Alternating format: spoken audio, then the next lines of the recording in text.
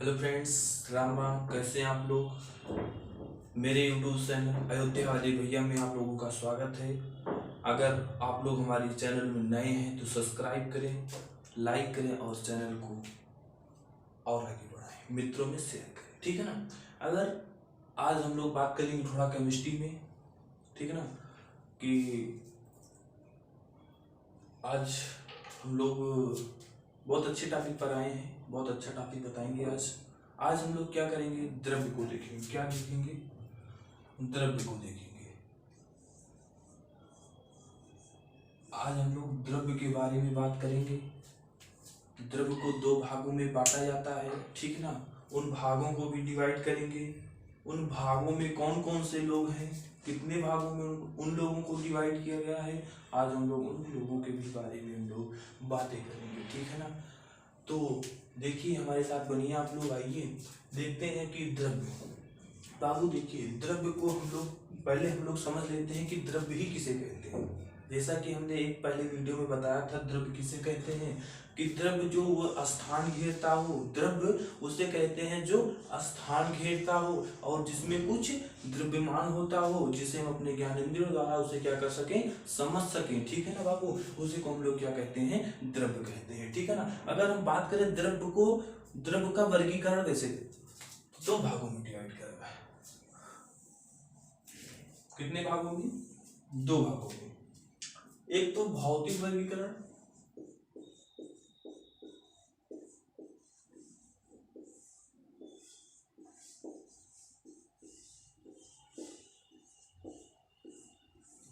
और एक है रासायनिक वर्गीकरण।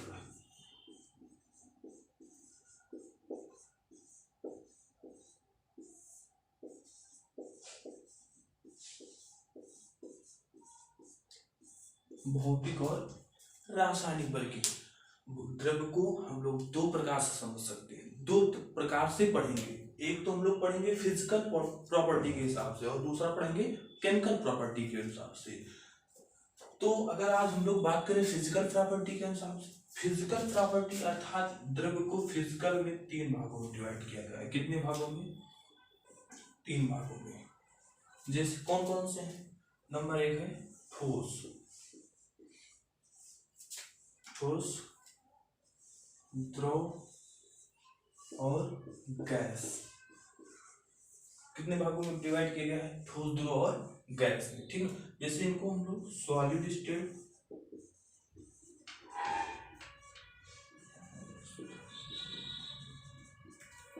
द्रव अवस्था, लिक्विड स्टेट और गैस अवस्था,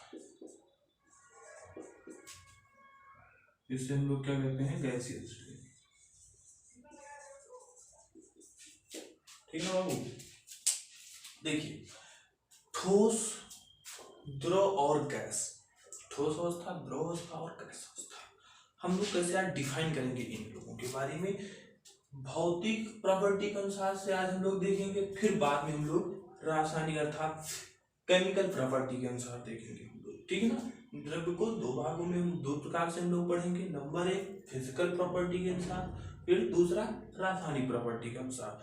जिसमें से फिजिकल प्रॉपर्टी में हम लोग इसे तीन भागों में डिवाइड करते हैं। नंबर एक ठोस अवस्था, सॉलिड स्टेट, द्रव अवस्था, लिक्विड स्टेट, गैस अवस्था और गैस स्टेट, ठीक है ना। अब हम बात करेंगे ठोस, द्रव और गैस के बारे में। किसके बारे में बात करेंगे? ठोस, द्रव और गैस के बारे में। देखिए,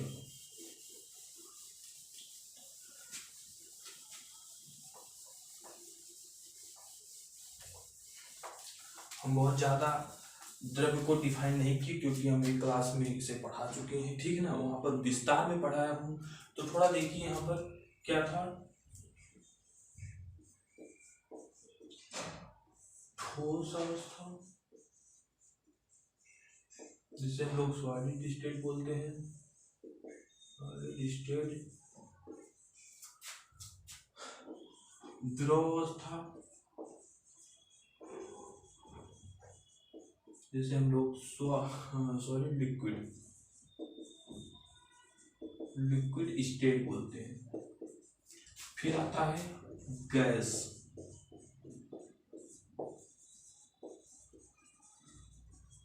गैसेस स्टेट। ठीक बाबू, अब हम लोग कैसे समझेंगे कि ठोस है कि द्रव है कि गैस, ठीक है ना। फॉर एग्जाम्पल आप लोग आइए हमारे साथ बनिए। जैसे मान लीजिए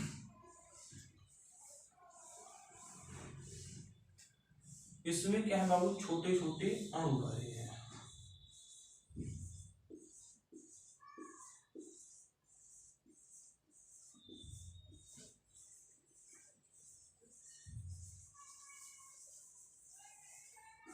ठीक है ना। इसमें क्या है, इनके छोटे छोटे अणु जो है वो बहुत बहुत ही पास पास है। ठीक है ना। अगर हम बात करें लिक्विड की, तो इनके जो अणु होते हैं थोड़ा दूर दूर होते हैं। क्या होते हैं बाबू, दूर दूर होते हैं। अगर हम बात करें गैस की, तो इनके अणु जो होते हैं बहुत ही दूर दूर होते हैं। देखिए इसमें केवल मात्र दो ही चीज की मतलब कि दो ही बात इसमें रखी जाएगी। कितनी बात इसमें रखी जाएगी, दो ही बात पर हम लोग को ध्यान देना है। नंबर एक, इनका स्पेस कैसा है, अरे सॉरी, इनका वॉल्यूम कैसा है, क्या है इनका वॉल्यूम हम लोग देखेंगे, और इनका वॉल्यूम को हम लोग क्या करेंगे बाबू, चेक करेंगे। पहले हम लोग क्या देखेंगे कि इन लोगों का वॉल्यूम कैसा है, इन लोगों का आयतन। अगर हम बात करें कि सॉलिड, अगर हम बात करें कि सॉलिड का वॉल्यूम क्या होता है, सॉलिड जो है यहाँ पर ठोस अवस्था जो हमारा है, इसमें क्या इसका आयतन निश्चित है, इसका वॉल्यूम डेफिनिट है कि नहीं है डेफिनिट, ये हमें देखना है। तो देखिए अगर सॉलिड है तो सॉलिड क्या होती है, निश्चित होते हैं। सॉलिड क्या होते हैं, निश्चित होते हैं। इनमें ये क्या होते हैं, डेफिनिट होते हैं। तो इनका वॉल्यूम जो होता है वो क्या होता है बाबू, डेफिनिट होता है। क्या होता है, solid have a definite volume. Okay. अगर हम बात करें द्रव्य के बारे में, इनका तो डेफिनिट होता है। ठीक, अच्छा। अब हम बात करें इनके वॉल्यूम के बारे में, इनके आयतन के बारे में हम लोग बात करें। इनका आयतन, इनमें आयतन होता है। अगर हम बात करें इनके द्रव्य के बारे में, ठीक है, तो द्रव्य में क्या होता है बाबू, जैसे 1 लीटर पानी है, ठीक है, तो 1 लीटर पानी को चाहे जिस आकार के बोतल में रखो, चाहे जिस पात्र में रखो, उससे कोई मतलब नहीं है, लेकिन पानी तो 1 ही लीटर है। ठीक है ना। तो इनका वॉल्यूम क्या होता है बाबू, इनका भी डेफिनिट होता है, इनका भी क्या होता है, निश्चित होता है। ठीक है ना। और बात आई गैस की, ठीक है ना।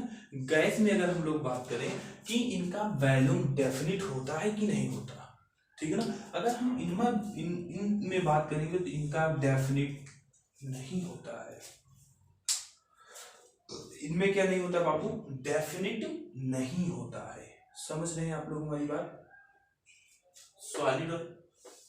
अच्छा देखिए, ठोस अवस्था, इनकी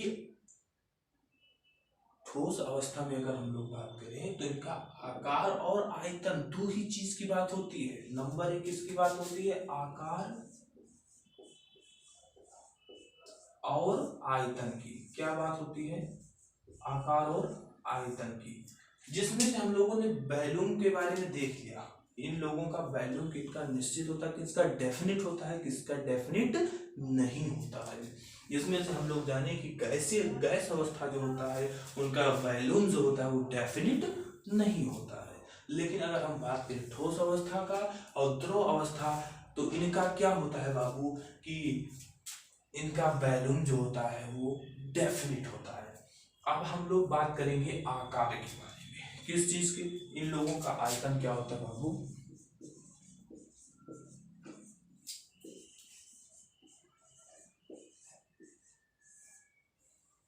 ठीक है ना।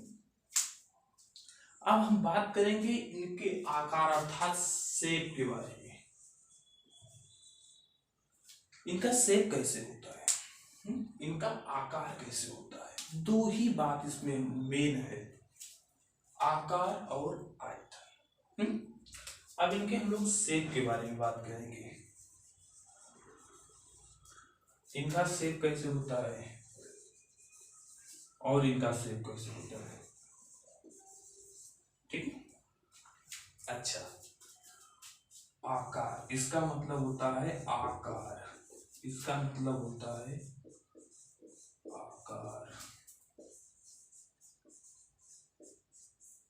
अब देखिए,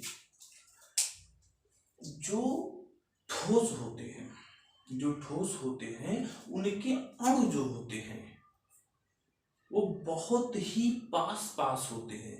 क्या होते हैं, बहुत ही पास पास होते हैं। जैसे आप लोग समझिए, कभी लकड़ी को काटा है, लकड़ी को, या हाँ, जहां पर लकड़ी को चीरा जाता है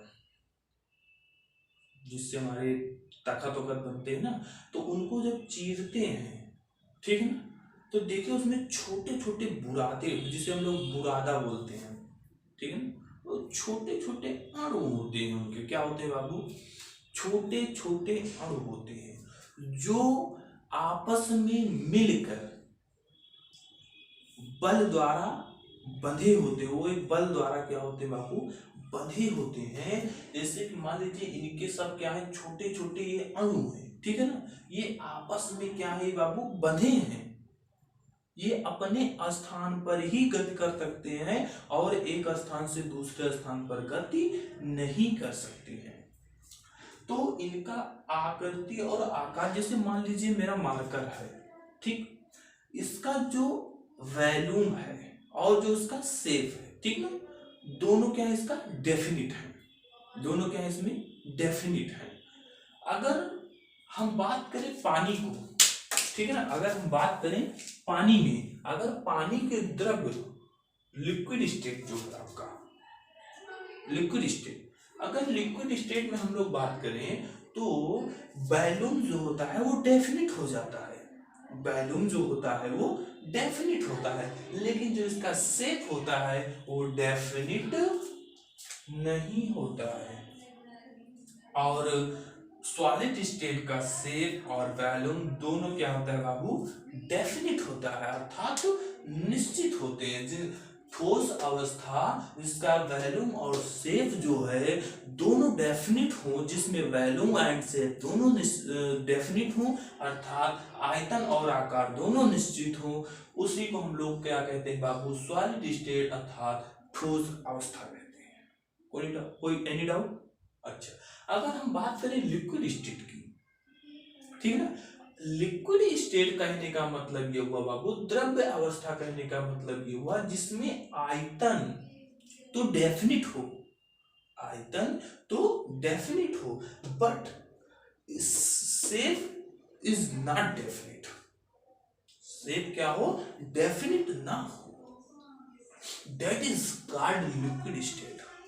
उसी को हम लोग क्या कहते हैं बाबू, लिक्विड स्टेट कहते हैं, ठीक ना। अगर हम बात करें गैसेस स्टेट की, गैस अवस्था की, ठीक है ना, तो गैस में ये होता है बाबू कि इनके जो अणु होते हैं बहुत ही दूर दूर होते हैं। जैसे मान लीजिए एलपीजी सिलेंडर आप सभी लोगों के घर में होगा, ठीक है ना, इस पर क्या होता है कि बहुत ज्यादा प्रेशर देकर, इसको क्या करते हैं हम लोग, बहुत ज्यादा प्रेशर देकर एक सिलेंडर में क्या कर लेते हैं, इसे फिल कर लेते हैं।